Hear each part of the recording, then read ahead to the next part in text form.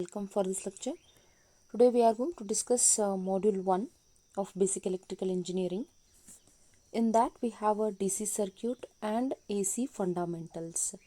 Among this we are going to discuss first DC circuits. Let's see in detail about this. In that DC circuits we are going to study Ohm's law, series connection,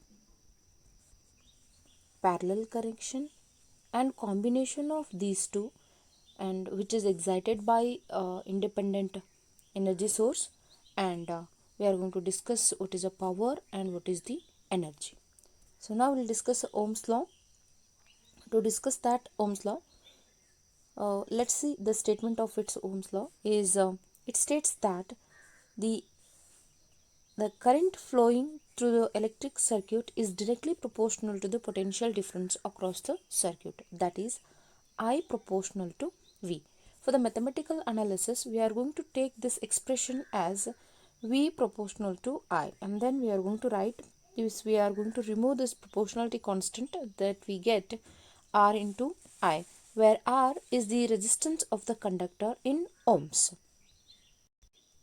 Next, let's see series circuit.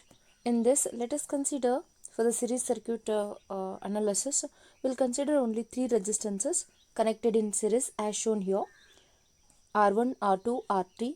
As we know, voltage across this R1 is a V1, voltage across this R2 is a V2, voltage across R3 is a V3, and this is supplied by a voltage source V. Then this is the main current which is flowing in this circuit. As we know, in series, current remains same in the circuit. Current remains same in the circuit. And next, V is going to divide. That is, voltage V will be equal to the summation of voltage drops. Summation of all the voltage drops. That is, V is equal to V1 plus V2 plus V3. And we are going to calculate, these three resistances are in a series, so we'll calculate based on these two parameters. So let's take I remains the same in the circuit, so I will be I only throughout this circuit. Next, let us see what is V1, V2, V3 and what is this V totally, and then we can get what is our intention is to get what is the R equivalent of this series circuit. Now let us see. V1 is, what is a V1? V1 is voltage drop across resistance R1. Remember, by Ohm's law we can write as we know, by Ohm's law V is equal to I into R. We have a formula. So when we have V is equal to I into R, let's calculate what is the voltage across V1, means resistance R1. That is, V1 equal to current flowing through that, which is remains the same I, and into R1. So this is a V1 equal to I into R1. Similarly, voltage drop across voltage drop across R2 is V2, which is nothing but current I into R2. Similarly, V3 is I into R3. Therefore, as we know the formula, that is V is equal to V1 plus V2 plus V3, let's substitute these values here. So V1 is I into R1 plus V2 is I into R2 plus V3 is I into R3. In this all three parameters, I is the common term. When we remove I term, okay, when we take a I term outside, then there will be R1 plus R2 plus R3. Let's call this equation number as 1. Now, by Ohm's law, we have V is equal to I into R. So let's take this as R equivalent. So now let's compare, let's say this equation number 2 and compare equation number 1 and 2. When you compare equation number 1 and 2, you can easily write that R equivalent is equal to R1 plus R2 plus R3. If we have connected three resistances, then R equivalent of this series circuit will be R1 plus R2 plus R3. If we have connected n number of resistances, then R equivalent will be of a series circuit will be R1 plus R2 plus R3 plus R4 and so on up to Rn. Let's see its characteristics of a series circuit. As we know, what and all we have discussed, we have to summarize it.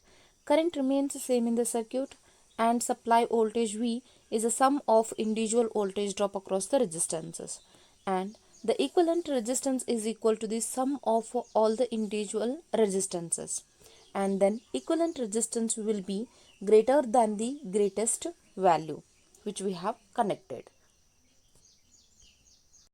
Now parallel circuit. In the parallel circuit, to find out R equivalent of this parallel circuit, let's consider three resistances R1, R2 and R3 in parallel as shown here. As we know, the voltage across this circuit is a V, and then current which is flowing through this is I amperes, and then three branches are there, therefore three branch current will be flowing through this, which is I1, I2, I3. And as we know, voltage will be remains the same across this each resistances. So your voltage will be remains the same across this branches. So in parallel, voltage remains same across the branches, but current is going to divide, that is I1, I2 and I3. You can write voltage remains the same and I is going to divide, that is nothing but summation of I current will be equal to your summation of all these branch current, which is I1 plus I2 plus I3. Now we'll write that formula. As we know, V remains the same in the circuit. Then we are going to take, so current, we are going to find out a current in the each branch. So I1 we can calculate, as you know, that voltage across this resistance we know V, and resistance we know, that is the R1. So easily we can calculate by Ohm's law, I is equal to V by R. So similarly, V remains the same and divided by R1 is the resistance. And then I2 can be calculated as V divided by R2. And then I3 can be calculated as V divided by R3. Okay, let's substitute all these values in this equation, that is I is going to divide and I is equal to summation of all the individual currents of the branches. So let's say that, let's write I1 plus I2 plus I3. Okay, now we'll substitute all the values of this I1, I2, I3 here. And now let's take a V as a common term, 1 by R1 plus 1 by R2 plus 1 by R3 we have. Now this is expression for I equal to V into 1 by R1 plus 1 by R2 plus 1 by R3. Let's call this equation number 1. Now by Ohm's law we are going to consider, by Ohm's law, as we know, V is equal to I into R, but let's write this R equivalent. Okay, V equal to I into R. Now we'll get expression in terms of current, that is I is equal to V divided by R equivalent. So let's call this equation number 2. Just compare equation number 1 and 2. When you compare this, you will get 1 by R equivalent. Please be careful. 1 by R equivalent will be equal to 1 by R1 plus 1 by R2 plus 1 by R3. This is equivalent resistance of a parallel circuit. Now we have connected only 3 resistances. Therefore, we have got 3 parameters, three factors of our resistances. 1 by R equivalent equal to 1 by R1 plus 1 by R2 plus 1 by R3. If we have connected any number of resistances, then it would be plus 1 by R4 plus up to 1 by Rn. And this is how we have to calculate equivalent resistance of a parallel circuit. And now suppose if we have only 2 resistances connected, R1 and R2 in parallel, so we can use to calculate R equivalent, we can write, so 1 by R equivalent formula, R equivalent 1 by R equivalent equal to 1 by R1 plus 1 divided by R2. So just to simplify this, R1 cross multiply, so this is R2 plus R1 divided by R1 into R2. So this is 1 divided by R equivalent. Let's get what is the R equivalent, is just a reciprocal of that. 1 by R equivalent was R2 plus R1 divided by R1 into R2. So let's get R equivalent is reciprocal of this. Okay, so then it will be R1 R2 divided by R1 plus R2. So this is R equivalent parallel connections are equivalent when we have connected only two resistances. And let's see its characteristics. Same things. Voltage or a potential difference across all the resistances in parallel is remains same. And then current will be divided into number of paths equal to the number of resistances in parallel. So that a total current can be calculated. It will be sum of all the individual currents, that is I is equal to I1 plus I2 plus I3 plus up to IN. And the equivalent resistance of this parallel circuit will be lesser than the least value which is connected in that circuit. For example, if you have connected three resistances saying 1000 ohm and 10 ohm and then 1 ohm, your equivalent resistance will be lesser than this least value. Your R equivalent will be definitely less than 1. It will be less than 1. Okay. Now, if we have two resistances as we discussed, so we can get the R equivalent as R1 into R2 divided by R1 plus R2. Since we are studying a parallel circuit, we need to consider a branch current, that is I branch is equal to I main current into resistance of the other branch divided by total resistance. We have to remember this formula as a branch current. I branch is equal to main current into resistance of the other branch divided by total resistance. Let's compare these two series and parallel circuits. First one is according to their connection wise. This is a series circuit and this is the parallel circuit. And second one is which remains the same in each circuit. In series, current flowing through each resistance remains the same, and in this case voltage across each resistances will be remains same. And then here voltage across each resistance is different and current through each resistance is different in parallel circuit. And then sum of voltages across all the resistances is the supply voltage, and here the sum of the current through the resistances is the supply current.